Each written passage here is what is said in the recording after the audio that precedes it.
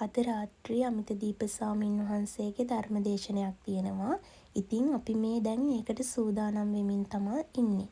ඉතින් දහස් පෙතියා ඊට පස්සේ නෙළුම් ඕලු වගේ මල් ගෙනල්ලා තිබුණා මල් සැරසිලි වලට. ඉතින් අපි ඒ වගේම හොඳ මල් තෝරලා පුබුදවලා එක එක සැරසිලි කරා. මොකද අවුවත් නිසා මේ දවස්වල මල් වේලිලක් තිබුණා. ඒ ටික ඉතින් අයින් කරලා හොඳ මල් තෝරලා අරගෙන අපි සැරසිලි ටික කරා. ඊට පස්සේ ඕලු මල් තිබුණේ ඒවා මේ වගේ සෙම්බු වලට දැම්මා. ඉතින් මේ විදිහට අලංකාරවත් කරන්න අපට අවවාද අනුශාසනා ලැබුණේ පන්සලේ පොඩි හාමුදුරුවන්ගෙන්. ඉතින් මේ අවවාද අනුශාසනා නිසා මේ සැරසිලි ටික අපට අලංකාරවත්ව කරගන්න පුළුවන් වුණා.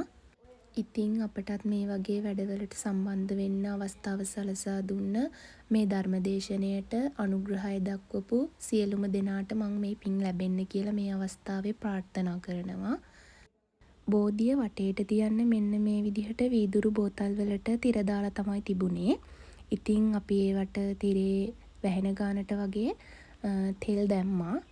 මේවා පත්තු කරාම මොන වගේද තියෙන්නේ කියලා මම ඔයාලට වීඩියෝ එකේ අන්තිමේදී පෙන්නන්නම්.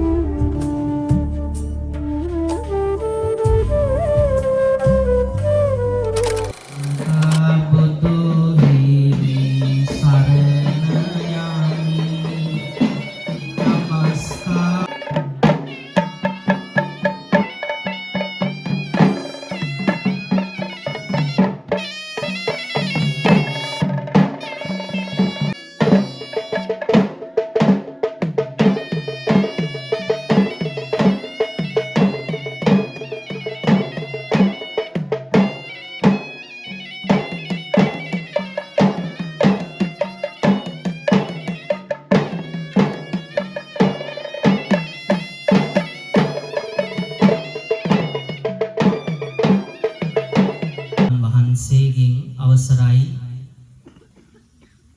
ඒ විහාරයන්හි විහාරාධිකාරී මාගේ ගුරු දේවෝත්තම අවසරයි මඩුගල්ලේ රතනවංශ ලොකු හාමුදුරන් වහන්සේගෙන් අවසරයි. ඒ වගේම සාදු සාදු භගවතෝ අරහතෝ සම්මා සම්බුද්දස්ස නමෝ තස්ස භගවතෝ අරහතෝ සම්මා සම්බුද්දස්ස නිදුගේ සම්බුදු බලයෙන් රැකවරණය දුන් බෝරජුනේ අප මුනි දුන් චමලෙත් ලස්සනට ඔහුමාර එළියට ඒ බුදුරජාණන් වහන්සේගේ විශාලම ධාතු දකින්න දුර්ලභයි. අපිට මේ ඉෂ්ඨකාමී දෙවිවරුත් පින් අනුමෝදන්ව දෙව් සැපින් වැඩෙත්වා. දෙවියෝ මේ හැම දෙනෙක්වම ආරක්ෂා කරත්වා. සාදු සාදු.